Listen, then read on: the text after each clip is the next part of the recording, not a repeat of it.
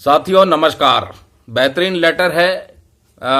ये जो निकला है लेटर रेलवे बोर्ड की तरफ से निकला है 6 नवंबर 2024 को, और 1 जनवरी 2025 से 31 दिसंबर 2026 तक जो 70% वैकेंसी सिलेक्शन है, टोटल वैकेंसीज का 70% सिलेक्शन किया जाएगा। NAIR के माध्यम से CBT टेस्ट होगा और ये 9 मार्च 2025 से लेकर के 23 मार्च 2025 तक ये एग्जामिनेशन कंडक्ट हो जाएगा। तो ये जो लेटर निकला है ग्रुप बी पोस्ट को फिलअप करने के लिए निकला है। तो जो साइकिल है, वैकेंसी साइकिल है ग्रुप बी पोस्ट की, वो 1 जनवरी 2025 से 31 दिसंबर 2026 तक जितने भी वैकेंसीज हैं उसका 70% फिलअप किया जाएगा।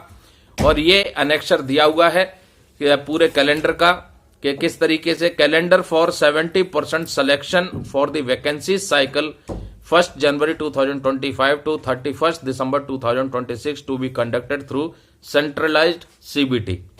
तो ये पूरा शेड्यूल दे दिया है। 30 अक्टूबर से शुरू होगी ये कार्रवाई और 16 मई 2025 तक ये कार्रवाई चलेगी। और जो मेन एग्जामिनेशन है आपका 9 मार्च 2025 को होगा और सप्लीमेंट्री एग्जामिनेशन आपका 23 मार्च 2025 को होगा। रिजल्ट अनाउंस किया जाएगा NAIR के माध्यम से 30 अप्रैल 2025 को, और फाइनलाइजेशन ऑफ पैनल जो होगा वो जोन के माध्यम से वो 16 मई 2025 को होगा। तो अगले 2 साल का जो कैलेंडर है उसका 70% सिलेक्शन किया जाएगा। तो आप उस हिसाब से तैयारी कर सकते हैं, अपने एग्जामिनेशन को अप्लाई कर सकते हैं। अब बात कर लेते हैं दोस्तों सैनिकों के मुद्दे पर।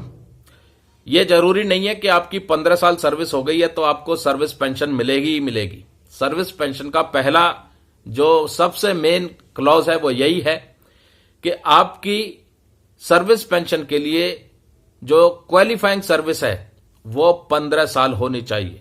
यहां ध्यान देना है आपको, मैं बात सर्विस की नहीं कर रहा हूं, मैं बात क्वालिफाइंग सर्विस की कर रहा हूं। 15 साल बहुत से सैनिकों की हो जाती है, लेकिन वो क्वालिफाइंग सर्विस 15 साल नहीं होती। क्यों? उसका कारण है क्योंकि बहुत से सैनिक AWL, OSL या RI भी काट चुके होते हैं। तो ऐसे सैनिक जिन्होंने AWL, OSL या RI की सजा मिली है, जितने दिन उनको ये सजा मिली है या जितने दिन वो AWL या OSL हुए हैं उतने दिन उनके नॉन क्वालिफाइंग सर्विस हो जाते हैं। अब मान लीजिए आपकी टोटल सर्विस 15 साल है, जिसमें जो 40 दिन है वो AWL का पीरियड है, तो आपका वो 40 दिन नॉन क्वालिफाइंग सर्विस हो गया। यानी कि अब आपको पूरी 15 साल क्वालिफाइंग सर्विस के लिए 40 दिन एक्स्ट्रा सर्विस और करनी पड़ेगी, तब जाकर के आपकी 15 साल क्वालिफाइंग सर्विस काउंट होगी और तब जाके आप सर्विस पेंशन के हकदार होंगे। पेंशन से रिलेटेड मुद्दों से जानकारी लेने के लिए आप मेरे से इस नंबर पर भी फोन कर सकते हैं, बातचीत कर सकते हैं।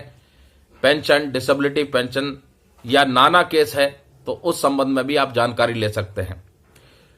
अब बात कर लेते हैं दोस्तों केंद्र सरकार के कर्मचारियों और पेंशन भोगियों के लिए जो अगला पे और पेंशन रिवीजन होना है।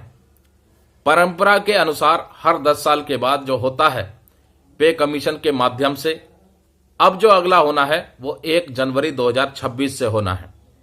और उसके लिए सरकार की तरफ से अभी तक कोई भी क्लैरिफिकेशन नहीं आई है, कोई भी पुष्टिकरण नहीं हुआ है कि किस फॉर्मूले के तहत सैलरी और पेंशन का रिवीजन किया जाएगा। हालांकि कर्मचारी संगठन मांग जरूर रख रहे हैं कि जल्द से जल्द 8वें वेतन आयोग का गठन किया जाए। कुछ कर्मचारी संगठन ये भी मांग रख रहे हैं कि ये जो 10 साल के बाद सैलरी और पेंशन का रिवीजन होता है इसको हर 5 साल के बाद किया जाए। देखो दोस्तों, सरकारी नौकरी एक बहुत ही प्रतिष्ठित नौकरी है, तो इस सरकारी नौकरी को और भी ज्यादा अट्रैक्टिव बनाने के लिए सरकार को समय समय पर सैलरी और पेंशन में संशोधन करना चाहिए। वास्तविक महंगाई जिस हिसाब से बढ़ रही है उससे लड़ने के लिए सैलरी और पेंशन का रिवीजन करना आवश्यक है। और संगठनों ने यही तर्क दिए हैं कि क्यों 5 साल में सैलरी और पेंशन का रिवीजन होना चाहिए। महंगाई के हिसाब से, दूसरा जो गवर्नमेंट जॉब है ये और भी ज़्यादा अट्रैक्टिव बने ताकि लोग गवर्नमेंट जॉब की तरफ आकर्षित हों। इसलिए सैलरी और पेंशन का रिवीजन 10 साल के बदले 5 साल में किया जाए।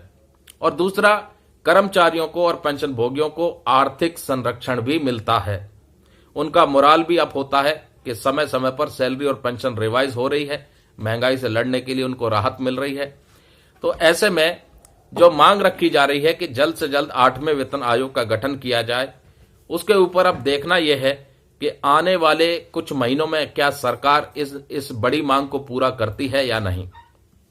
तो फिलहाल दोस्तों, रेलवे बोर्ड की तरफ से जो लेटर जारी हुआ है उसका आप भरपूर लाभ उठाइए। जो भी ग्रुप बी पोस्ट के लिए अप्लाई करना चाहता है वो अपना अप्लाई कर सकता है।